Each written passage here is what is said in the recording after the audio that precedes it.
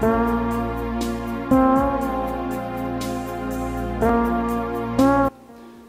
everyone, and this is Phoenix here, and today we're going to be doing the pickup video for the month of November of 2017. And in case you're wondering why I'm always changing locations all the time, that's because I've been, doing a lot of, like, changing things around, and then of course I've been taking stuff out, putting stuff away, and then, all that kind of shit goes. And hopefully I'm going to try and keep the recording station right here. I think this is, like, the perfect spot I can do, because we get, like, really good lighting right here, so... Anyways, before I continue on, unfortunately, I'm going to say I'm not going to do the shout-out for today, just because I just have a lot of stuff I want to talk about, and I don't want to go too long with it. But one thing I will explain is that one of the reasons why I have like a lot of stuff for this month is because I ended up going to my hometown of Ottawa for about a week, and, I visited some friends and family, and, we had a lot of good times there. And not only that, but I also was able to sell a few of my things that I just wasn't using, or things I just feel like I just didn't need anymore. So I've been selling them to a couple of friends that I knew that just wanted to buy some stuff, and at the same time they got other people that that wanted to buy some stuff from me. And then after all the stuff that I was not able to sell to them, I was able to trade them in at a store that I used to go to all the time that used to give me really good trading credits and deals and whatnot, and well, I ended up making a lot more than I thought, so I decided to go fucking nuts. So either way though, with that being said, let's continue. Alright, so the first stuff I want to talk about is the DS stuff, and the first one we got here is, from a long-running series that is a huge favorite of mine, and I'm sure it's a huge favorite of most people, and that happens to be Castlevania Order of Ecclesia.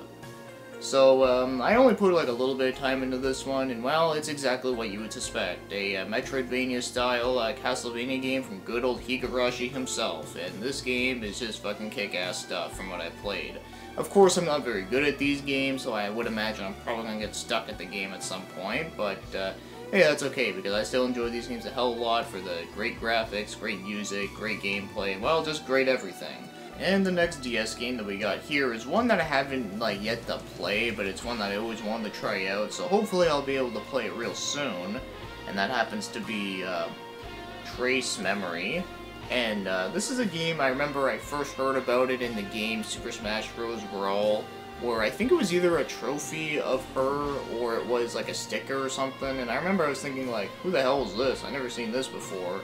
And then after looking into it, I thought it looked really interesting, but then I kind of forgot about the game entirely, and then, well, now I finally have it. So, pretty much from what I can say about this game, now keep in mind I haven't played it just yet, is that, pretty much it's like a point-and-click visual novel with some puzzles involved, but you're using a chick named Ashley, and her parents, vanishly disappear. And then you gotta, find out, what happened to them and all that kind of stuff, and you get invited to, an island, and, yeah, I guess you can say it's kind of like, Nintendo's version of Myst. So, yeah, that's kind of cool. So, yeah, I am looking forward to this one. I've heard a lot of really interesting things about it, even about the whole Brawl thing, so, yeah, I definitely am looking forward to playing this one. Alright, so the next one we got here is some, PS Vita stuff, and this one right here is one I've been looking for quite some time, and that happens to be Natural Doc Twine. Yes, Doc Twine is in, Dr. Doc Twine from Street Fighter EX series. So, yeah, this is one game that I've been really wanting to look for, and there's two reasons for that. One of them is actually a pretty funny-ass reason, but, so the first one is that it's a tactical RPG that has some really unique ideas, and, I love tactical RPGs, so, I always wanted to play it for that. And the second reason is that it actually has a song from one of my favorite bands of all time, and that happens to be, The Court of the Crimson King by King Crimson. So because of that, I was like, oh damn, I gotta buy this shit. So yeah, like I said, a lot of people are gonna be wondering, really? You bought a game because of a song? Really? I know, but either way though, so from what I've played of this game, I put about 7 hours into it so far, and I gotta admit, I actually do kinda like this game. It's not amazing, but I do think it is pretty good. But one thing that is funny to note is that this game actually got a 2 out of 10 on from IGN, and I'm like, really? Is this game that bad? Well, Personally, for me, from what I played, no, it's definitely not that bad at all. But I can understand why people wouldn't like this game, because one thing I will say that is kind of the worst part about the game is that the game is really fucking hard, but it's like brutally fucking hard. Even if you're playing on easy mode, this game will fucking crush your testicles. Like, goddamn, this game does not fuck around at all. So, yeah, it's kind of confusing to explain the gameplay of this game because it does play a lot differently to other tactical RPGs. It's like a mix between a grid base, but at the same time it also kind of plays like, you know, like Belle Korea Chronicles. It's like a mix between the two. It's, like I said, it's kind of confusing to look at or to explain, but once you actually play it yourself, it's actually pretty easy to understand, but of course you gotta get real good at it there because, like I said, it doesn't fuck around. But, yeah, either way, I do kind of like this game. Obviously, not amazing, but definitely not as bad as like a 2 out of 10. Alright, so the next one we got here is another Vita game, and this is another one that I unfortunately have yet to play, but there is a reason for it, and that happens to be, Zero Escape 3, Zero Time Dilemma. So, the main reason why I just have not played this one yet is because I want to get the Platinum Trophy in the Nonary games, which comes with Zero Escape 1 and 2, and, you know, I did beat those games, but there's like 3 extra things I want to do, and I just kind of just want to do them, get them over with, and then move on to this one there, because I love the shit out of the first one a lot, so because of all that and how it's like all mind-blowing and shit, I can't wait to jump into this one. This one is gonna be, just from my expectation, I'm expecting this game is gonna like blow my brains out. Alright, so now we're gonna get into some PS4 games, and this one right here is actually one that I did a game exchange with my good friend Floop900. I've done many game exchanges with him, and this won't be the last one, I'm sure. So this one that he gave me for this time was White Day, the Labyrinth of School.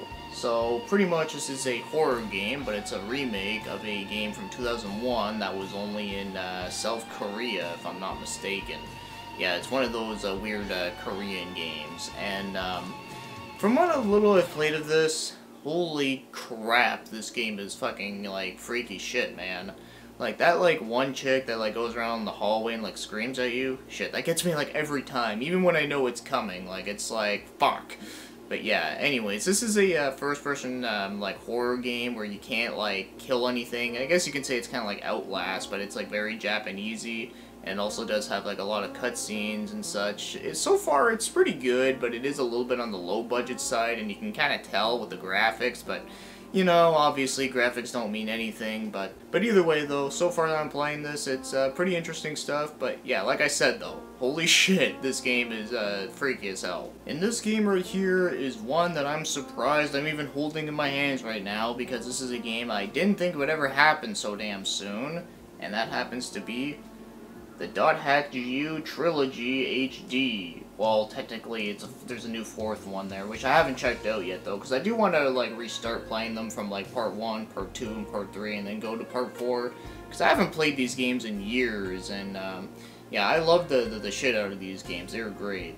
Though, I do find that the combat in them is a lot more simplified than I remember it being, which, you know, is not a bad thing. But either way, though, I love the anime series in my early teens, and that was why I wanted to, like, play the games back then, and now that we got this, and I'm very fucking happy we got this for a number of reasons. Not only is it good to have, like, a remaster of, like, a PS2 game that was, you know, kind of overlooked, but at the same time, those games are really expensive, and a lot of people didn't want to go out and buy them for obvious reasons, because, you know, they don't want to, like, sell their organs online just to play a video game, of course not.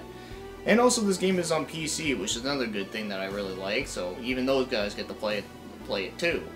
So, either way, I'm just really fucking happy that we got this game, and, well, if you are interested in wanting to play them, like I said, just get this version. It'll save you a lot of money. And as for the last PS2 game, and this one I'm not going to touch too much on because this is a game I talk about pretty frequently on my streams, and that happens to be Final Fantasy 15. Yes, I got a second copy of this game because the first time I got this game, I kind of had a big dilemma that happened, but of course it was actually my system that was the problem, not the game. But anyways, I've bitched about that last year. So anyways, though, I actually have beaten the game since then, since I actually did play this on my friend's PS4, and well, I think this game is really enjoyable. I think it's a really good, solid entry in the series, although I do think the story in it, like, could have been a lot better, because it does feel a little bit rushed, which is kind of weird, because, you know, the game took, like, such a damn long time to come out, so, anyway, it's kind of weird how that happened, but either way, really enjoyable game, and also, you know, I've been playing a little bit of the multiplayer, and,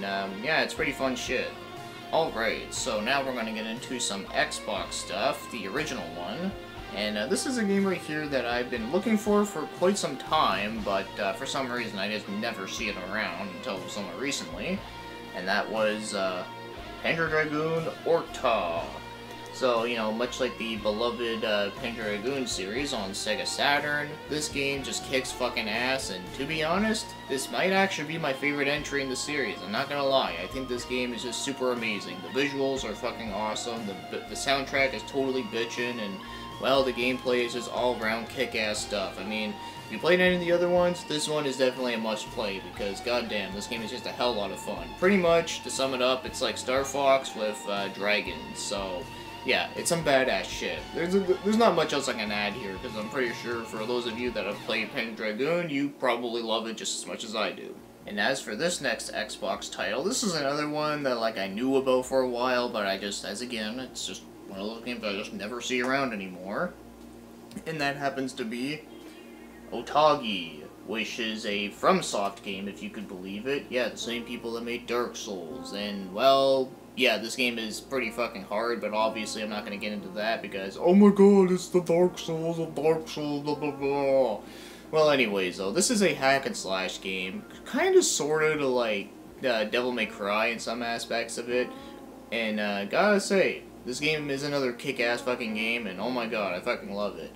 In fact, the guy's character design, Reiko, it kind of reminds me of like a mix between Yoshimitsu and Vampire Hunter D, so yeah, two of my favorite characters blend into one. Fuck yeah, that's totally awesome. And also, just like I said in my Q&A video about what would be like if a character got like his own little spin-off game, this is probably the closest I'll ever get to a Yoshimitsu game. But yeah, it's some really kick-ass stuff. Love the controls. I love like the graphics. It still looks really good to this day. And also, I love all, like, the settings and all that kind of good stuff. It's very smooth, and like I said, the game is also very challenging, but it's actually, like, a really good, reasonable challenge, and, well, yeah, like I said, this game is just fucking awesome. I can highly recommend checking this one out. And as for the last original Xbox game that we got here, and, yeah, I just realized all these games are Sega-related, and this one right here is, Gun Valkyrie. Now, just as an interesting fact, this game was supposed to be on the Dreamcast, but since the Dreamcast died off so early, the Dreamcast version was cancelled, and then they revived it on the Xbox. And that's some pretty good stuff, because this game is pretty fun. So it's pretty much like a third-person shooter, and it kind of reminds me of Crimson Sea from Koei. It sort of reminds me of that, and also it has like the style of like Ghost in the Shell meets Xenosaga, which, you know, good thing in my opinion, because I love both of those things. At least that's what it reminds me of when it comes to its style. But, yeah, as awesome as this game sounds, and as awesome as it looks and, like, plays, well, unfortunately, I do find the controls do take a little bit of time to get used to, especially with, like, the aiming there, because, like, the aiming is, like, really, really slow, so basically you gotta press, like, left or right on both the analogs to, like, get, like, a better movement of it. It's kind of weird and hard to explain, though, but, yeah, it's not unbearable there, but like I said, it just takes some time to get used to. It's probably one of the weakest parts of the game, but despite that, though, this game is still pretty good. Alright, so as for the last batch of games we got here, these are all on the PS1, and this one right here is, Trag, Mission of Mercy. Now, funny enough, a good friend of mine on YouTube actually gave me a request to do a game review, and it happened to be on this game. And I thought it was ironic that I ended up finding it this month, so yeah. So because of that, I haven't actually played the game yet. In fact, I am going to be reviewing it real soon. You'll probably see it like early next year or something.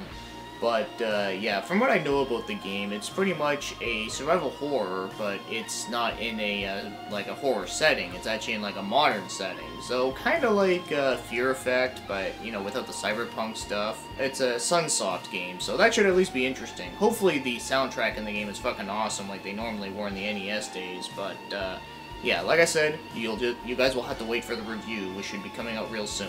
So the next one we got here is No One Can Stop Mr. Domino, which is a game I actually did a review on last year. And, well, I'm not going to say too much on it there, because I would just say, you know, just check out the review whenever you can. But, yeah, I still haven't found a game that plays anything like this, because this game is very, very unique. And, of course, it's very crazy, and it's also pretty challenging. But, yeah, I ended up really enjoying this game, so yeah, I'll just leave it at that, because like I said, I already reviewed this one. So the next PS1 game we got here is Ninja Shadow of Darkness. And I remember when I first played this game, it was actually at my friend's place many, many years ago. And I remember, like, when he was playing it, I had no idea what the game was. I didn't see the case or title screen or anything. And I thought this was actually a Sub-Zero game, like the sequel to the Mythology one on N64 and PS1.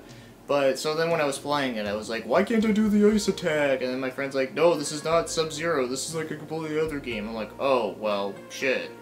Yeah, I'll always remember this game for that. And, yeah, this game is actually pretty fun. It's a 3D beat-em-up where you get to pick up items, open a treasure chest, and avoid, like different obstacles and traps and such. You know, just doing ninja things.